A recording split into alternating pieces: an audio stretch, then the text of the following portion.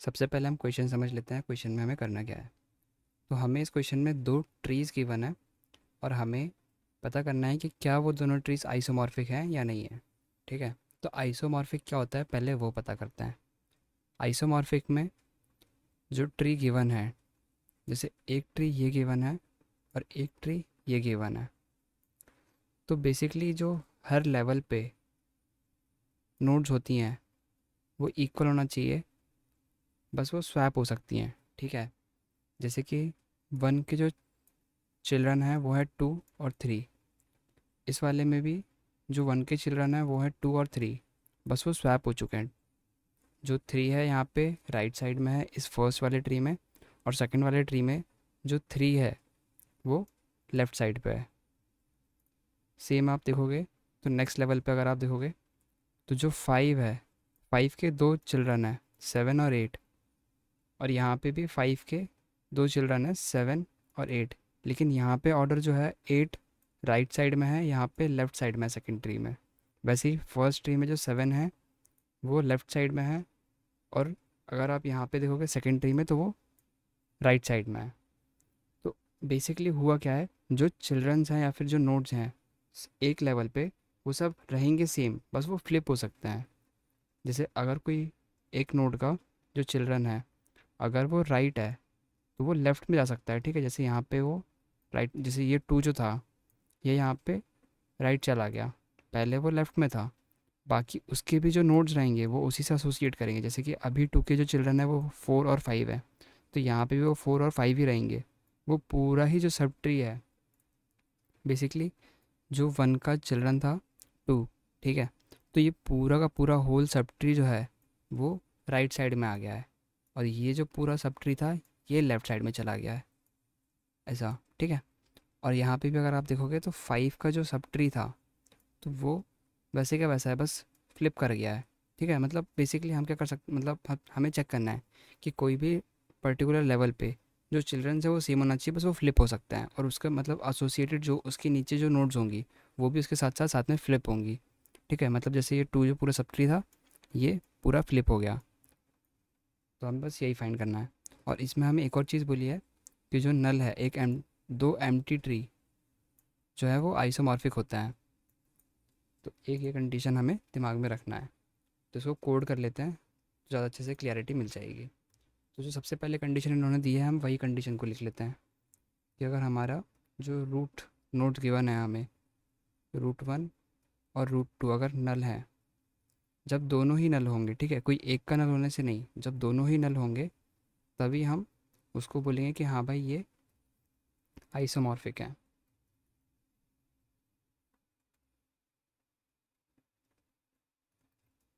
Return true.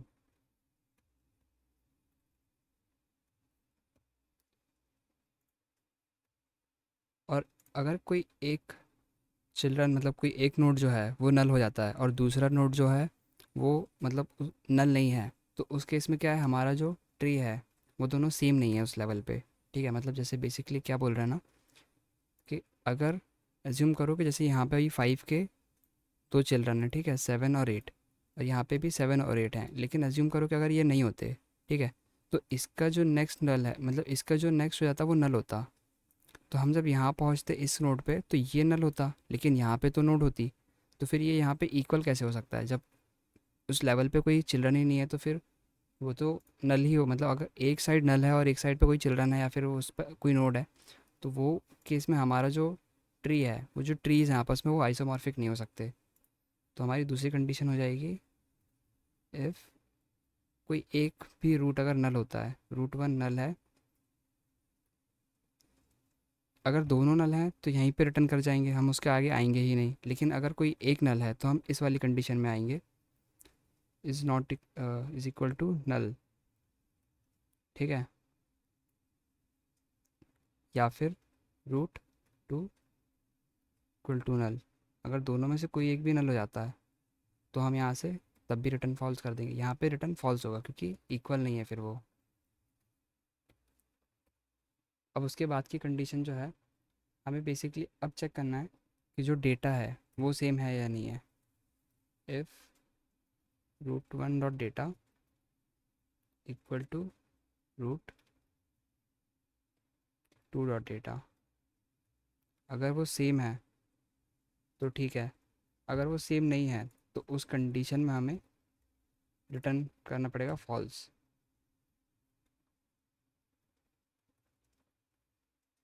अगर वो अलग हो जाते तो हम वहीं पे फॉल्स रिटर्न कर देंगे, ठीक है। उसके बाद अब सबसे मेन जो चीज़ है इस क्वेश्चन में, वो हमें मतलब सबसे पहले तो रिकर्सिव कोड लिख रहे हैं हम, ठीक है। क्योंकि एक बार हमने जैसे इस ट्री के बाद अगर वन हमने देख लिया कि इस लेवल पे अगर हमारा जो ट्री है वो आइसोमॉर्फिक, मतलब इस नोड इस लेवल पे जो चिल्ड्रंस हैं, मतलब जो भी नोड्स हैं वो सेम है दोनों ट्री में, ठीक है। जैसे यहाँ पे उसके बाद फिर हम जाके ट्रैवर्स करेंगे टू के लिए, क्या टू आइसोमॉर्फिक है या नहीं है, ठीक है। तो फिर यहाँ से हम जाके चेक करेंगे, यहाँ पे टू पे जाएंगे और यहाँ पे इस टू पे। अब जैसे ये स्वैप हो चुका है तो हमें पहले तो चेक करना पड़ेगा कि यहाँ से रिटर्न, अगर अपने को दो कंडीशन लिखना पड़ेंगी बेसिकली। पहली बार में हम वन के लेफ्ट साइड में ट्रैवर्स करेंगे इस नोड के लिए, और दूसरी बार में इसके राइट साइड में ट्रैवर्स करेंगे सिर्फ इस नोड के लिए। क्योंकि अगर दोनों में से किसी एक तरफ से भी अगर टू प्रेजेंट होता है तो वहाँ से अपना रिटर्न हो जाएगा ट्रू। तो हम वहाँ पे उसके ऑप्शन वन में और ऑप्शन टू में रिटर्न करवा लेंगे। ऑप्शन वन में अगर जैसे लेफ्ट साइड में अगर प्रेजेंट है और यहाँ पे राइट साइड में प्रेजेंट है, तो उस कंडीशन में क्या होगा, हमारा एक साइड से ट्रू रिटर्न हो जाएगा तो दूसरे साइड में बाय डिफ़ॉल्ट थ्री ही है, तो हम वो चेक करवा लेंगे। और इस कंडीशन से अगर नहीं है तो रिटर्न हो जाएगा फॉल्स, और अगर है तो फिर हमारा आगे जाके किसी ना किसी एक नोड पे रिटर्न ट्रू हो जाएगा। तो हम बेसिकली फिर लास्ट में कंपेयर कर लेंगे कि दोनों ऑप्शन में ट्रू है या नहीं है। अगर दोनों ऑप्शन में ट्रू है तो हम वहाँ पे रिटर्न कर देंगे आंसर अपना ट्रू, वरना फॉल्स रिटर्न हो जाएगा। तो सबसे पहले हम ऑप्शन वन बना लेते हैं। Option one is equal to, पहले हम चेक करेंगे इसके लिए। अब हम बेसिकली हमने एक लेवल पे चेक कर लिया है, ठीक है, इस लेवल पे चेक कर लिया है कि ना तो ये दोनों नल हैं, ना ही इनका डेटा अलग है, इन दोनों का डेटा सेम है। अब हमें चेक करना पड़ेगा इसके लिए। तो हम बार बार आइटरेटिव कोड लिखने से अच्छा रिकर्सिव कोड लिख लेते हैं कि अब यहाँ पे जाके बाकी का काम ये पूरा करके लेके आएगा। हमने सिर्फ एक बार कंडीशन लिख दी है, ये बेस कंडीशन, बाकी का काम हम रिकर्सिव पूरा छोड़ देंगे। तो आएगा कोड फिर रहेगा, हम यहाँ पे सबसे पहले भेजेंगे रूट वन का लेफ़्ट साइड और रूट टू का भी लेफ़्ट साइड भेजेंगे। अगर ये कंडीशन यहाँ से अगर दोनों सेम ही रहेंगे, जैसे अगर यहाँ पे टू है और यहाँ पे भी टू मिल जाता है तो इस कंडीशन से हमें ट्रू रिटर्न हो जाएगा, ठीक है। और अगर ऐसा नहीं है, अगर ऐसा होता है कि यहाँ पे टू है और दूसरा टू यहाँ पे है इस वाली कंडीशन में, तो फिर हम एक और कंडीशन लिख देते हैं जिसमें हमें ट्रू रिटर्न हो जाए बेसिकली। या तो फिर या तो ये आ जाए हमारा ट्रू, या तो फिर हमारा जो सेकंड कंडीशन है वो ट्रू आ जाए। तो दूसरी कंडीशन हम लिखेंगे root dot left comma root dot root one dot left और रूट डॉट राइट, ठीक है। या तो हमें लेफ्ट में मिल जाए वो चीज़, या तो फिर राइट में मिल जाए, बेसिकली हम यही कह रहे हैं इससे। और दूसरी कंडीशन भी सेम रहेगी। अभी हमने इस नोड के लिए चेक कर लिया है जो टू वाली नोड के लिए था, अब हम वन की जो ये वाली नोड है इसके लिए चेक करेंगे, राइट साइड वाली नोड के लिए। तो हमने सेम वही चीज़ है, बस इसका कोड थोड़ा सा ऑप्शन टू कर देते हैं इसको पहले, और यहाँ पे रूट वन का जो लेफ़्ट जा रहा है वहाँ पे हम पहले राइट भेज देंगे।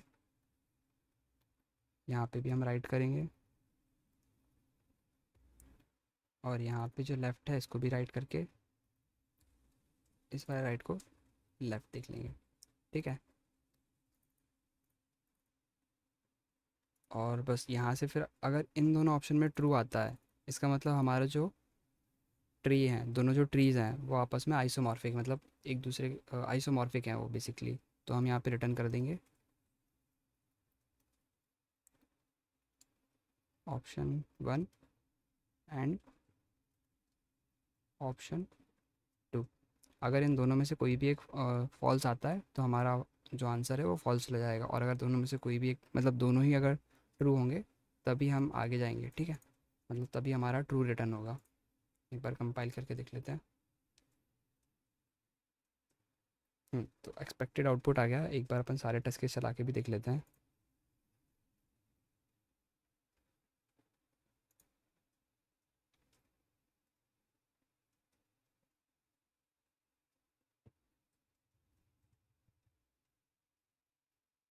ओके, तो सारे टेस्ट केसेस पास हो गए हैं। अगर कुछ भी समझ में नहीं आया हो तो आप एक बार कमेंट सेक्शन में पूछ लीजिएगा, और अगर समझ में आया हो और एफर्ट्स लगा हो कि हाँ ठीक है कुछ समझाने में मेहनत करी है, तो प्लीज़ एक बार लाइक कर देना, तो ऐसे मोटिवेशन रहेगा कि हाँ चलो कुछ तो भी सही कर रहे हैं।